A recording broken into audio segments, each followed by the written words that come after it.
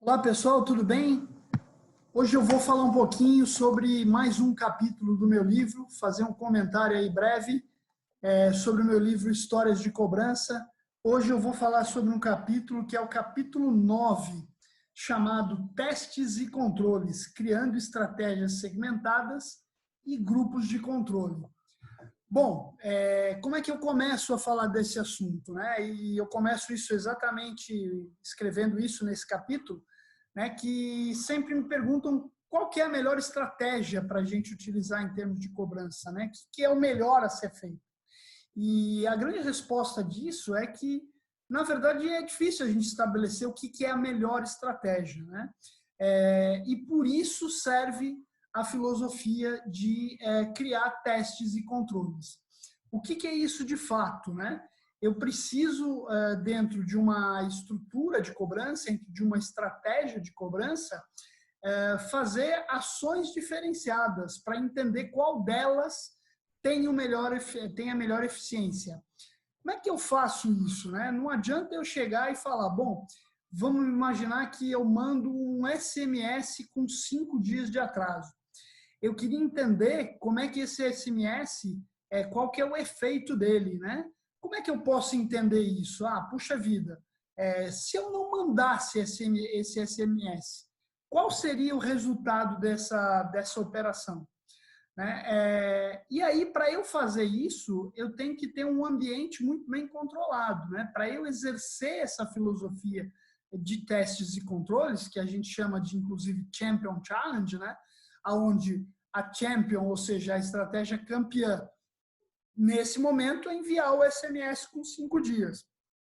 Eu vou criar, por exemplo, uma estratégia desafiante. Essa desafiante pode ser, eu não envio o SMS com 5 dias. Né?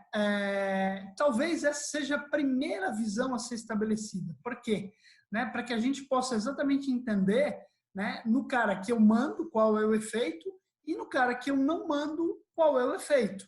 Né? Muitas vezes, né, é complexo a gente fazer esse tipo de estratégias ou de experiências quando a gente tem ações simultâneas. Então, se eu tenho um SMS com 5 dias e eu também estou fazendo uma cobrança telefônica, né, qual é o efeito? Né? Quer dizer, sempre é difícil eu entender o que resultou no pagamento desse cliente. Né? Foi a ação X, foi a ação Y. Né? E em cobrança, a gente, principalmente nesse momento de hoje, né, mas isso não é diferente no dia a dia, é difícil eu estabelecer uma situação onde eu fale, eu só vou fazer uma coisa. Né? Mas, de qualquer forma, a gente sempre procura ter essa filosofia de criar estratégias Champion Challenge para entender aonde eu tenho a melhor atuação. Eu já contei aqui em outro vídeo, onde eu falo de cobrança terceirizada, que em algum momento lá da minha carreira, eu precisei entender qual era a minha recuperação proveniente das empresas de cobrança, até para eu estabelecer metas adequadas. Né? E aí, o que a gente fez na época? A gente criou uma empresa que, na verdade, não existia, né? E eu peguei um pedaço dessa carteira, porque eu não posso pegar um volume de 50%, por exemplo, e não fazer nada. Então, eu peguei um pedaço que tem que ser representativo estatisticamente, 3, 4%, tá? E eu fiz a distribuição, ou eu não fiz a distribuição, né? Eu distribuí para uma empresa que não existe, ou seja, não ia ter ação nenhuma, para entender aquela ação que era feita por empresas, quando eu comparava ela por um momento onde eu não fazia nada, qual é a minha melhor estratégia, né? Ou seja, não é a melhor estratégia nesse caso. Nesse caso é entender qual é a minha recuperação que eu tenho quando eu não faço nenhuma ação.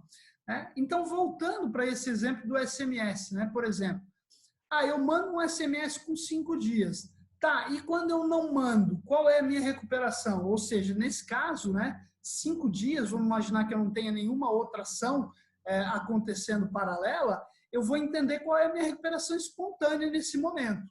Legal. Para fazer isso, eu já comentei, eu tenho que ter um ambiente muito controlado. Mas não é só um ambiente controlado, eu preciso segmentar essas duas bases de forma a eu não ter um viés que vá me permitir uma análise errada. Vamos imaginar o seguinte, eu peguei aqui todo mundo que é de São Paulo, eu vou mandar o SMS. Todo mundo que é do Rio, eu não mando o SMS. Enviesei, porque eu tenho estados diferentes, né? É a mesma coisa se eu fizer por valor, por qualquer outra, por sexo. Como é que eu faço essa separação, então? Né? Eu tenho que fazer essa separação de forma a não criar um viés para a base, seja de valor, de região, de produto, enfim, qualquer tipo de viés. Como é que geralmente a gente faz essa separação? Uma das alternativas é pegar lá, por exemplo, o último dígito do CPF, né? Separar um pedaço da base onde eu estiver fazendo a distribuição, né? E o CPF, por exemplo, de final, e não de final do nono dígito, né? Porque o nono dígito ele tem a característica, por exemplo, do estado. Né? Por exemplo, todo mundo que tirou o CPF em São Paulo é final 9, final 8. Né? Então, se eu usar esse último dígito, eu vou enviesar. Eu uso o último, efetivamente, lá o 11º dígito. Né? E aí eu faço, eu vou pegar o dígito de 1 a 8, eu mando o SMS, e o dígito 90 eu não mando o SMS, por exemplo. Né? Com isso, eu crio uma segmentação sem um viés de região, de valor, seja lá de qual for. Né? E aí é importante eu entender o seguinte, né? Fiz a medição. Legal. Olha, eu entendi que, por exemplo, nessa situação que eu sinalizei, eu tenho, por exemplo, qualquer número, gente, tá? 10% de recuperação quando eu mando o SMS com 5 dias. Quando eu não mando, vamos imaginar, eu tenho 8% de recuperação. Então eu tenho essa estratégia de mandar, foi melhor. É isso? Não, não é nesse primeiro momento a minha decisão. 10% é maior que 8%. Ótimo, estou parecendo a Dilma aqui, né? Mas, enfim, esses 2%, eles representam um valor. Que valor é esse? Vamos imaginar que o valor seja qualquer número também, R$1.000. Tá, quanto eu gasto para mandar esse SMS? Por exemplo, eu gasto 1.500. Caramba, então é o seguinte, não foi melhor, por mais que 10 seja uma recuperação superior a 8, o custo do envio acaba ou quase empatando ou tornando isso pior. Então, para eu medir uma estratégia e eu determinar se ela é o meu novo campeão, o meu novo champion, eu preciso entender não só a recuperação, mas também entender qual é o custo que eu tive com essa ação. Então, de novo, isto não é algo tão simples de se medir, né? E para que a gente possa ter essa medição, muitas vezes a gente precisa ter ferramentas que proporcionem isso. Eu fiz um trabalho numa empresa alguns anos atrás, onde a gente criou lá, né, e a gente estava num nível de maturidade depois de um tempo que evoluiu muito, e a nossa área de planejamento, a área de planejamento dessa empresa, ela já tinha alguns focos, e um dos desafios para ela foi: vamos montar aqui uma fábrica de Champion Challenge. Então, por exemplo, exemplos de que eu posso fazer testes, né? Ele fazia negativação Serasa e SPC no mesmo dia. Quando eu faço negativação de um birô num único dia, eu posso ter custos que eu estou gastando dinheiro que pode ser à toa. Então, qual foi o teste lá? Olha, vamos fazer uma negativação primeiro em um birô, depois em outro birô, esse vai ser um teste. O outro teste eu vou inverter, vou fazer primeiro num birô e depois no outro. Algumas vezes eu vou fazer apenas em um e outras vezes eu vou fazer apenas em outro. Ou seja, eram praticamente 4 tipos de estratégias. Primeiro um birô, né, depois outro. Segundo, um birô antes do outro. Segundo, só um birô. Terceiro, só um birô. E quarto, só um outro birô. Ou seja, eu ia entender em que situação eu ganhava mais dinheiro. E o grande ponto, eu recuperava mais nesse sentido. E o grande ponto aí era o seguinte: legal, eu recupero bem nessa situação e eu deixo de ter um custo, por exemplo, da negativação nessa situação. Então, a gente criou esses exemplos, a gente criou, por exemplo, o Champions Challenge em ofertas de planos de negociação. Olha, nesse cara aqui eu vou ofertar o plano X, nesse aqui eu vou ofertar o plano Y, nesse aqui eu vou dar um desconto, nesse aqui eu não vou dar o desconto.